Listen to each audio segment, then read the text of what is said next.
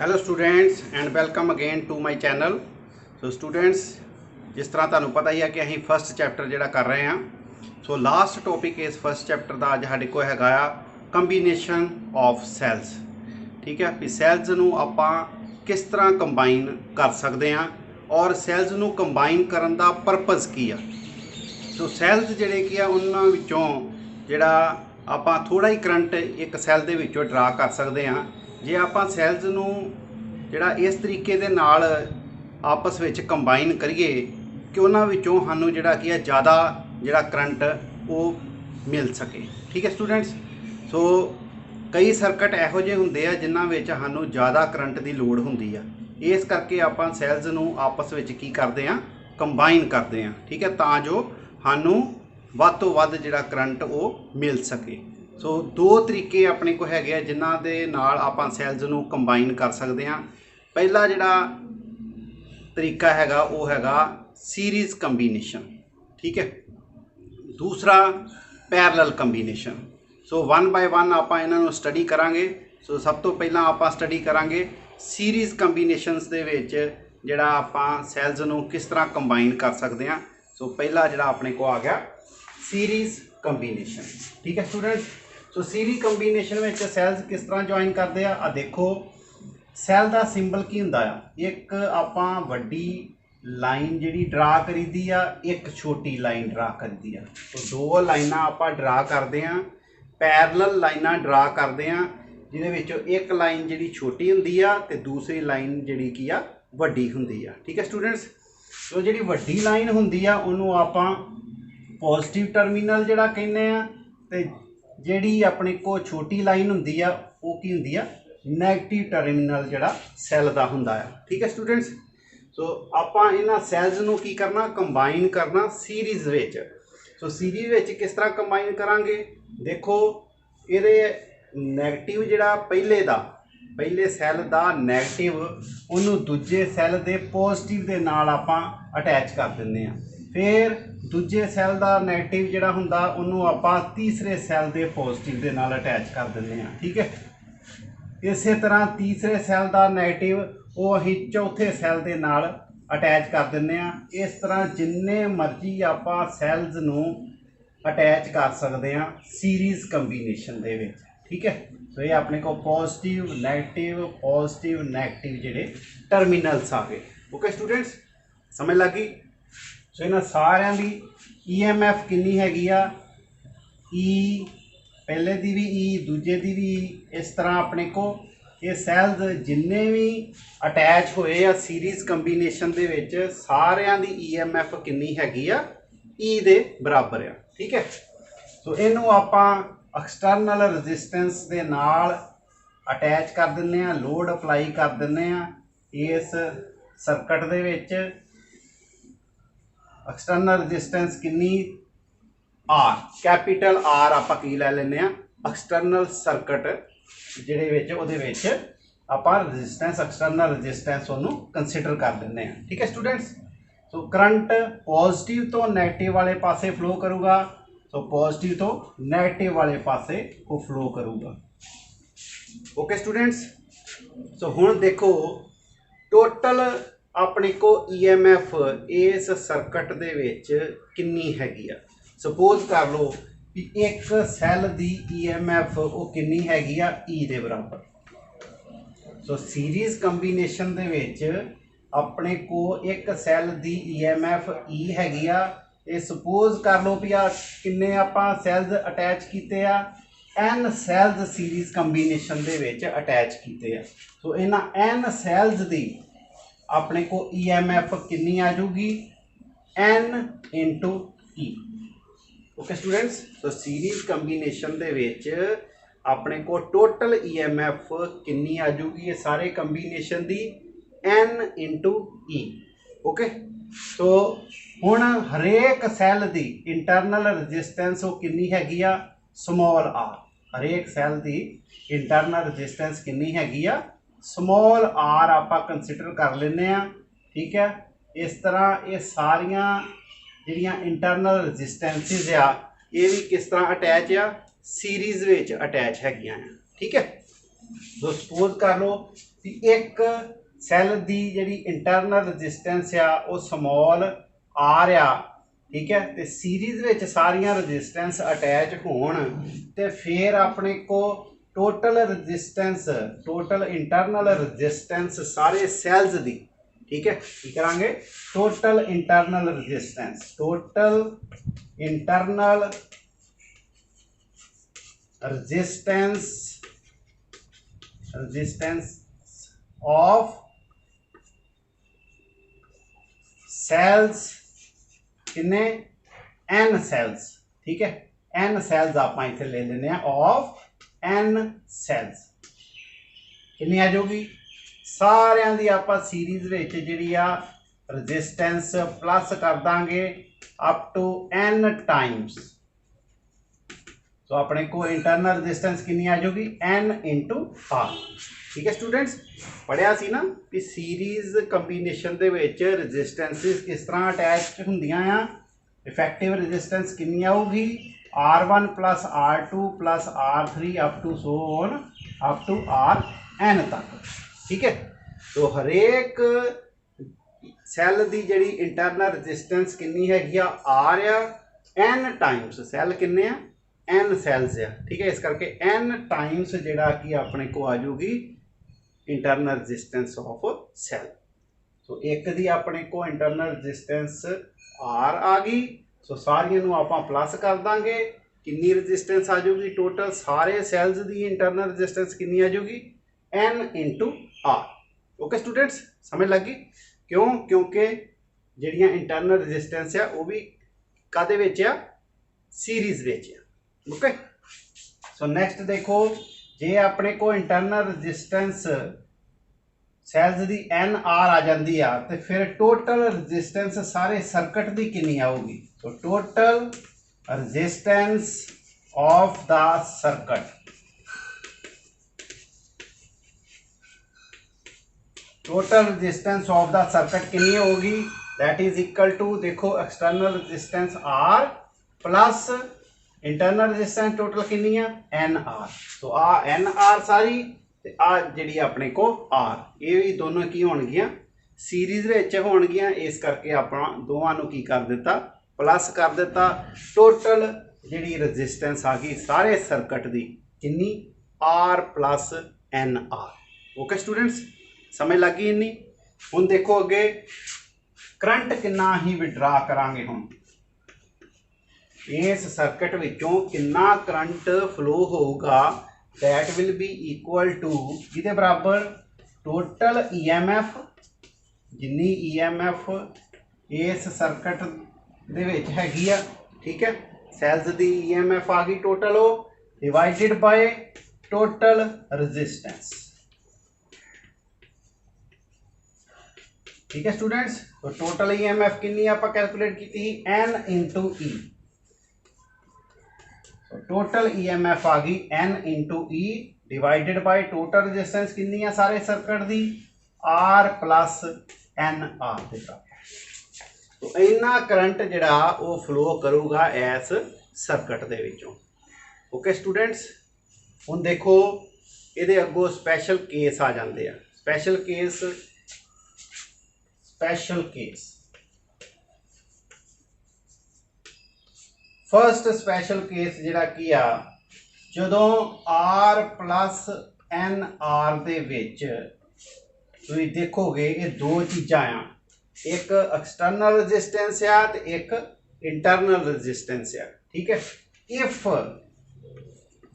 Are जिहड़ी आ वो N R नालों ज़्यादा होवे, जे एक्सटर्नल रजिस्टेंस सारी जिन्नी इंटरनल रजिस्टेंस है सैल्स दी उन्हां नालों ज़्यादा होवे ते फिर आपां कहांगे this implies that R plus N R is nearly equal to capital R. So N R की होगी नगलीजिबल होगी, एन आर नगलीजिबल हो जाएगी, इसका मतलब आर प्लस एन आर वो नियरली इक्वल टू हो जाएगी कैपिटल आर के बराबर, क्योंकि आ तो नगलीजिबल है, ठीक है। इन्हें जीरो कंसिडर कर लो।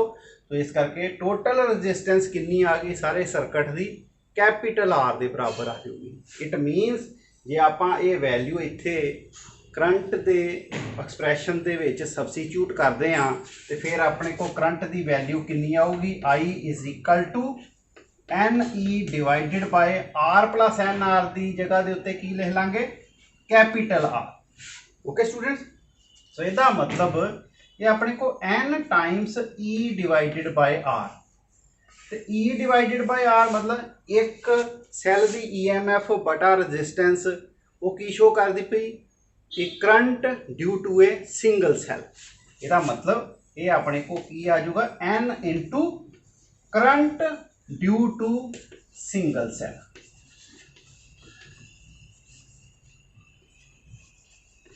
ठीक है स्टूडेंट्स, तो यदा मतलब ये आ कि इन्ना ज़्यादा करंट वो flow करूगा।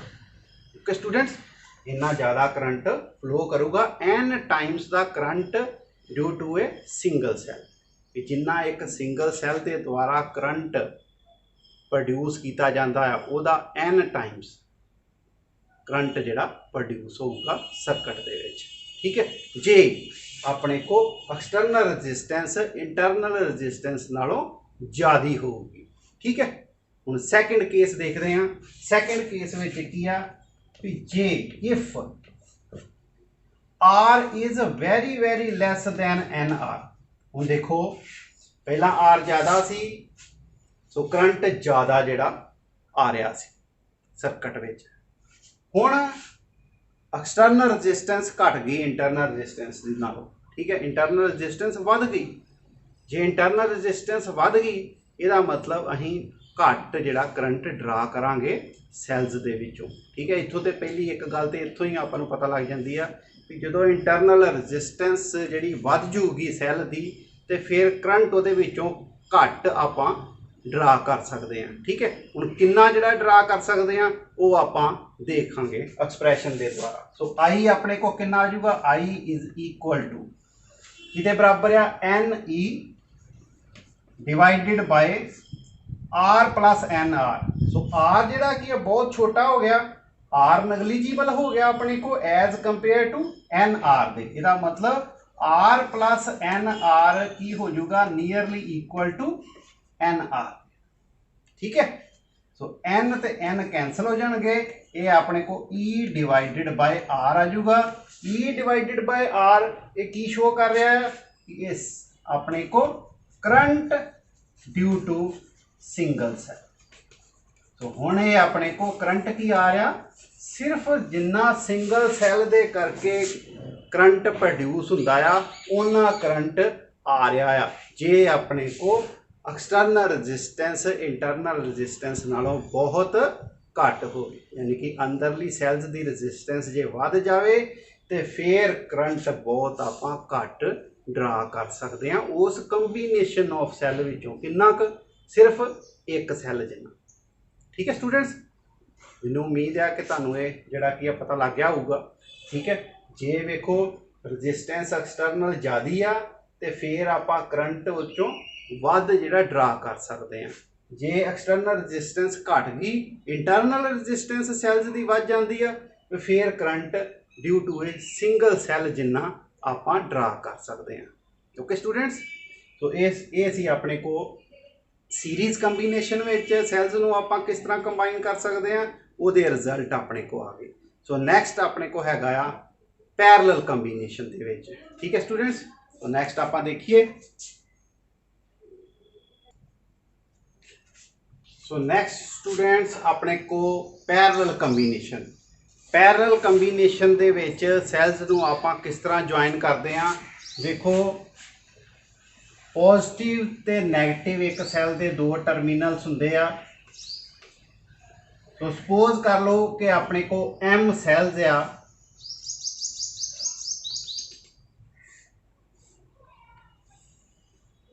M cells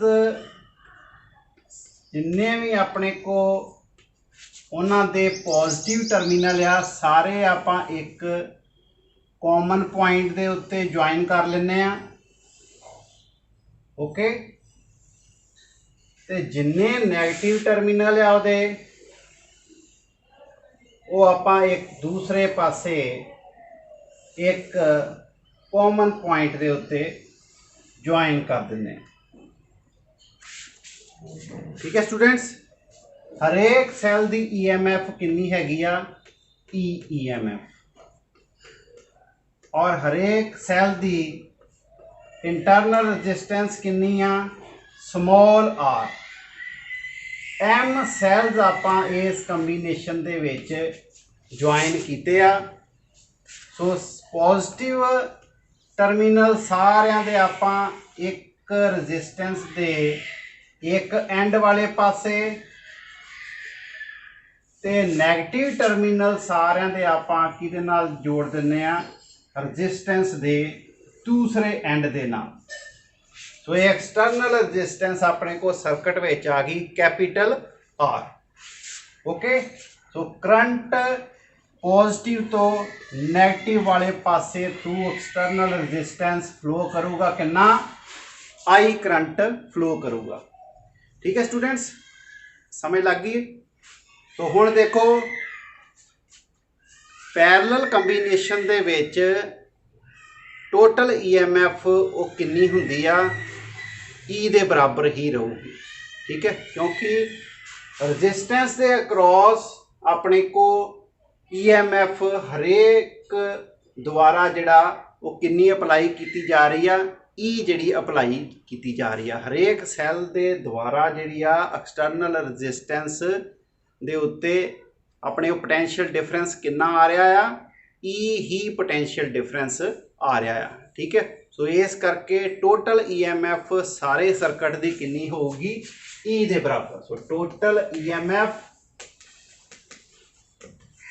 of the combination कितनी आ जाएगी, that is equal to E दे बराबर। ठीक है स्टूडेंट्स, समझ लग गई नहीं। हुण देखो हरेक सैल दी रजिस्टेंस इंटरनल रजिस्टेंस कितनी आ small r। So parallel combination दे विच आपां फार्मूला पढ़िया सी 1/RP is equal to 1/R1 plus 1/R2 plus 1/R3 plus up to so on. ठीक है, इस तरह जिहड़ा चलदा जांदा है। तो हुण अपने को M सैल्स जिहड़े आ वो अटैच हैगे आ। ठीक है, तो अपने को इफेक्टिव रजिस्टेंस कितनी आऊगी, इंटरनल रजिस्टेंस इन्हां सैल्स दी इफेक्टिव कितनी आऊगी, दैट इज 1/R प्राइम। ठीक है, R प्राइम की इफेक्टिव रजिस्टेंस आपां लली इस कंबीनेशन दी पैरेलल कंबीनेशन दे विच। तो कितनी आ जाऊगी 1/R प्लस दूजे दी भी 1/R, तीसरे दी भी 1/R plus up to so on up to M times. ठीक है, M टाइम्स से जिहड़ा चलता जाऊगा 1/R plus 1/R plus 1/R। तो ये आ जाऊगा अपने को M टाइम्स 1/R और M डिवाइडेड बाय R आ जाऊगा 1/R प्राइम दे बराबर। तो इथों अपने को R prime effective resistance internal resistance इन्हां सारे सैल्स की कितनी आ जाऊगी R divided by M। Okay students, clear हो गया इन्ना। ठीक है, तो हुण ये ते अपने को इफेक्टिव रजिस्टेंस सारे सैल्स दी आई जिहड़े पैरेलल कंबीनेशन दे विच अटैच सी। हुण अपने को टोटल रजिस्टेंस सारे सर्किट दी कितनी होगी। तो ये अपने को इफेक्टिव रजिस्टेंस इस कंबीनेशन दी कितनी आ गई R डिवाइडेड बाय M। ठीक है, ये नाल सीरीज विच अटैच आ एक्सटर्नल रजिस्टेंस कैपिटल R। इस करके टोटल रजिस्टेंस ऑफ सर्किट दी कितनी आ जाऊगी, of circuit is equal to R plus R by M। हमें लगी स्टूडेंट्स, टोटल जी रजिस्टेंस वो कितनी आ जाऊगी R plus R by M। Clear होगी गल। हुण आपां देखना है कि इस सर्किट विचों करंट कितना फ्लो हो रहा है। तो करंट देखने लई ठीक है I अपने को आप फार्मूला लगावांगे I इज इक्वल टू किहदे बराबर, टोटल EMF बटा टोटल रजिस्टेंस कितनी आ गई R plus R by M। Okay students, समझ लगी। तो इन्ना करंट वो फ्लो होगा सर्किट विचों E divided by R plus R by M के बराबर का। ओके स्टूडेंट्स, क्लीयर हो गई इन्नी गल। हुण देखो स्पैशल केसिस है अगों, स्पैशल केसिस उस तरह जिस तरह आप सीरीज़ कंबीनेशन दे विच स्पैशल केस कीते ही उस तरह ही आप इस पैरल कंबीनेशन दे विच स्पैशल केस करांगे। हुण देखो R plus R over M दो टर्मां इहदे विच भी अपने को रजिस्टेंस दियां हैगियां। सो सपोज कर लो भी पहली अपने को भी R is very very less than R by M। जे एक्सटर्नल रजिस्टेंस बहुत घट आ कंपैरेटिवली किदे internal resistance of the cell दे, ठीक है। फिर अपने को की होगा करंट कितना होगा, करंट की वैल्यू सबस्टिट्यूट करके देखो E डिवाइडेड बाय हुण R बहुत घट आ इस करके R जिहड़ा की है वो तकरीबन 0 के बराबर हो जाऊगा। ये आप कह सकते हैं भी R plus R over M नूं नीयरली इक्वल टू किहदे बराबर ले लांगे R डिवाइडेड बाय M दे, क्योंकि R डिवाइडेड बाय M की है very very greater than external resistance, ठीक है स्टूडेंट्स। तो ये अपने को R plus R over M की थां दे उत्ते की आ गया R डिवाइडेड बाय M, और ये कितना आ जाऊगा M times E by R, ये आ जाऊगा M times E by R। इसका मतलब ये अपने को करंट कितना आ जाऊगा M times current due to single cell. जिन्ना सिंगल सैल दे करके करंट प्रोड्यूस हुंदा आ ओदे M टाइम्स करंट प्रोड्यूस होगा इस कंबीनेशन के द्वारा जदों अपने को एक्सटर्नल रजिस्टेंस बहुत घट होगी as compare to internal resistance से, ठीक है स्टूडेंट्स। दूसरा केस देखिए हुण, ये सेकंड केस अपने को किया होगा if R is very very greater than R over M, it means R plus R over M जिहड़ा आ वो नीयरली इक्वल टू किहदे बराबर आ जाऊगा कैपिटल R दे बराबर आ जाऊगा, ठीक है। हुण R की हो गया वड्डा हो गया R बाय M नालों, इस करके R plus small R by M ये नीयरली इक्वल टू किहदे हो जाऊगा कैपिटल R दे। इस करके करंट दी वैल्यू इस केस विच कितनी आ जाऊगी E डिवाइडेड बाय तो R plus R over M की जगह ते की आ जाऊगा सिर्फ कैपिटल R, ठीक है। सो इन्ना ये अपने को E डिवाइडेड बाय R की आ रहा that is the current due to single cell, ठीक है स्टूडेंट। हुण अपने को जे बाहरली रजिस्टेंस बहुत ज़्यादा आ कंपैरेटिवली इहदे इंटरनल रजिस्टेंस से, फिर अपने को करंट की आऊगा बहुत घट आऊगा। करंट कितना का आऊगा current due to a single cell के करके, ठीक है। तो ये अपने को पैरेलल कंबीनेशन दे विच अपने को करंट दियां वैल्यूज़ वो आ जाणगियां, ठीक है स्टूडेंट्स, समझ लगी। देखो जे इनू आपां उहदे नाल कंपेयर करिए तो तकरीबन ये उल्ट हो गया काम, ठीक है।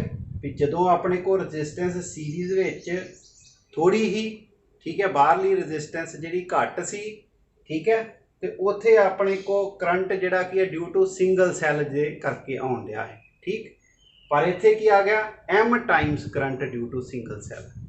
जे उत्थे अपने को R जिहड़ा बाहरली रजिस्टेंस वो अंदरली रजिस्टेंस नालों सी, ते उत्थे अपने को करंट जिहड़ा N times current due to single cell आ रहा सी, ते इत्थे अपने को करंट सिर्फ current due to single cell दे करके ही आ रहा है, ठीक है।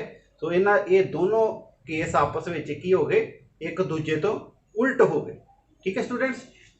हुण ये अपने को दो कंबीनेशनस दे विच आपां करंट किस तरह जिहड़ा वध ड्रा कर सकते हैं उहदे बारे तुहानूं जिहड़ा ये पता लग गया इन्हां दो आर्टिकल्स तो सानूं, ठीक है। सो ये अपने को दो कंबीनेशन, तीसरा अपने को एक होर कंबीनेशन हुंदा मिक्सड ग्रुपिंग ऑफ सैल्स, ठीक है, वो इन्हां दोवां दी ही मिक्सड ग्रुपिंग है, ठीक है।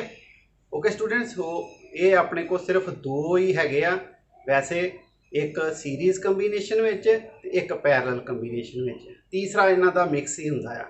ठीक है, समझ लगी students? Thank you very much.